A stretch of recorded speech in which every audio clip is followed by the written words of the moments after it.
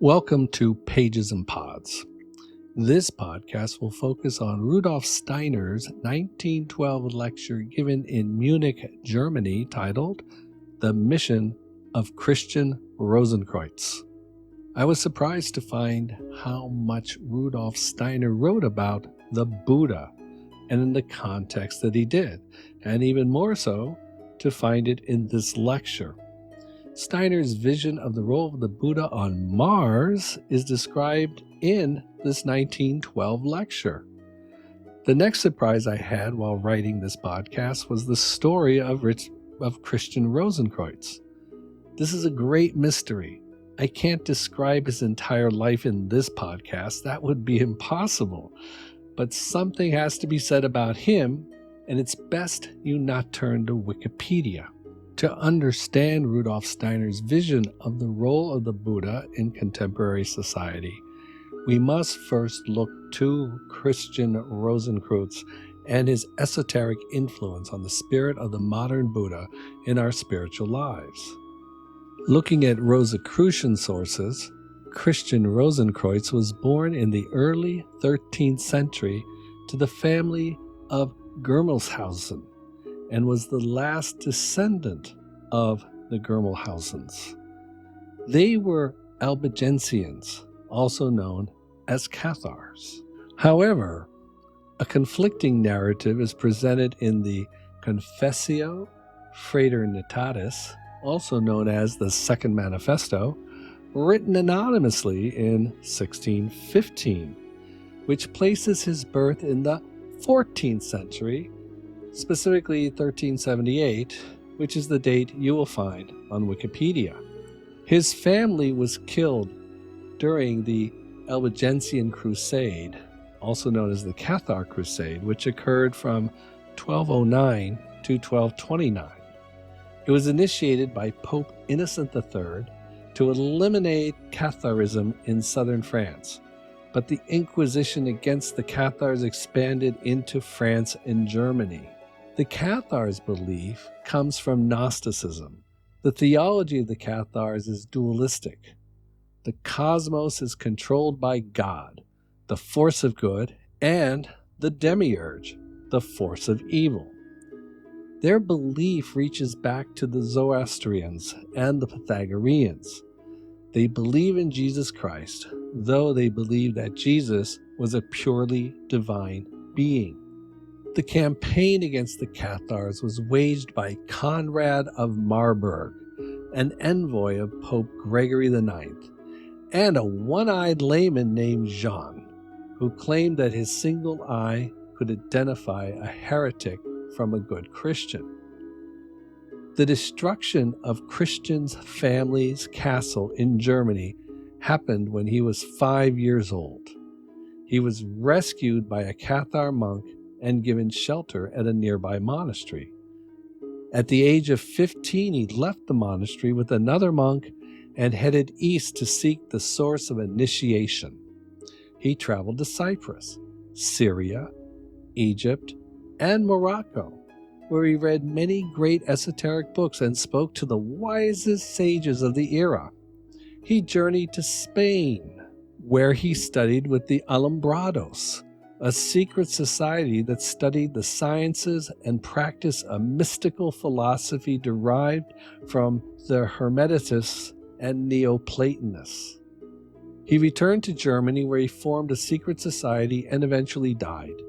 The records of his life are filled with many contradictions in dates and events. However, Rudolf Steiner tells us that the initiation of Christian Rosenkreuz took place in very special circumstances in the 13th century, and that since then his individuality has worked unceasingly in the spiritual world. Steiner affirms the fact that Christian Rosenkreuz became a high-level initiate with the ability to meet with great entities in the spiritual realm.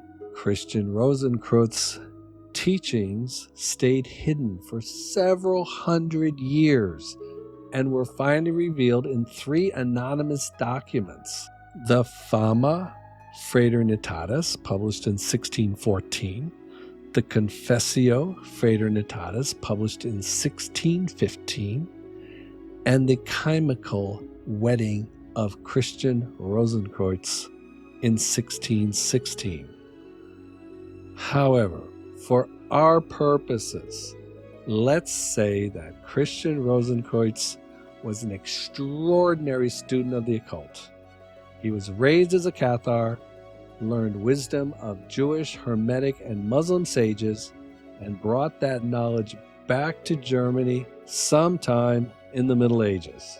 Rudolf Steiner asserts that the teachings of Christian Rosenkreuz were essential to the development of humanity. They infused themselves into European thought just prior to the scientific revolution begun by Copernicus and inspired by Lucifer, the light giver. Lucifer opened the eyes of philosophers and scientists in the early Renaissance to break humanity away from a spiritual understanding of the world and direct it solely into the natural sciences and external life, that is, empiricism. But empiricism innately confounds humanity because all science can see is Maya, the veil of illusion hiding the true nature of the world. Traditional wisdom sees beyond the veil, while the scientific method believes the veil of illusion is reality. Steiner states that Christian Rosenkreuz was associated with certain other great individualities concerned with the leadership of humanity. They were present as personalities incarnated into the physical plane and as entelechies operating in the spiritual world. In this case, an entelechy is a divine spark or spiritual direction of an individual that destines it to become something. I imagine it to be the spiritual force that drives a bodhisattva to become a Buddha, or a spiritual master to become an ascended master. It is a force or will of an individuality attempting to attain its destiny. According to Steiner, Christian Rosenkreuz worked directly with the individuality known as the Buddha. Though the Buddha had left his final incarnation on earth, the individuality of the Buddha continued to assist humanity. One example of the force of Buddha on earth occurred during the birth of Christ. It was the Gloria heard by the shepherds in the fields, proclaimed from the spiritual world when the forces of Buddha were streaming into the astral body of the child Jesus, as described in the Gospel of Luke. Steiner has repeatedly said that the Buddha poured his essence into the astral body of Jesus. Though some of Steiner's statements about the Buddha are vague and probably only discernible to initiates, we have to stretch our minds to understand the spiritual science attained by Steiner. For example, he states that in the 7th and 8th centuries there was a very important center of initiation in the neighborhood of the Black Sea. The Buddha, in his spirit body, taught at this center. The spirit of Buddha directly instructed human teachers. One of these teachers returned as St. Francis of Assisi. The Buddha-like characteristics of Francis of Assisi are due to the fact that he himself was a pupil of the Buddha. Steiner also uses St. Francis of Assisi as a metaphor for one broad class of humans, those who strive for spiritual life, compared to another type of human, those who focus on the practical life of the material world. With the advent of empiricism, the study of science inspired by Lucifer, humanity would eventually forget the spiritual life and focus only on the practical material life. Christian Rosenkreuz saw a coming calamity for the spiritual soul of humanity and called a great spiritual conference to address this concern. He asked his most intimate pupil and friend, the great teacher Buddha, to dwell on Mars and pour out his influence and teaching to the cosmos. Buddha transferred his work to Mars in the year 1604. Just as the mystery of Golgotha was a cosmic sacrifice that infused the etheric and astral worlds with a new force of redemption, allowing humanity to reconnect with the divine through inner spiritual development rather than external rituals or laws, the descent of the Buddha into the cosmic realm of Mars brought the teachings of nirvana and the quest for inner spiritual development to all of humanity, as human souls must pass through Mars during the cycle of the soul from death to rebirth.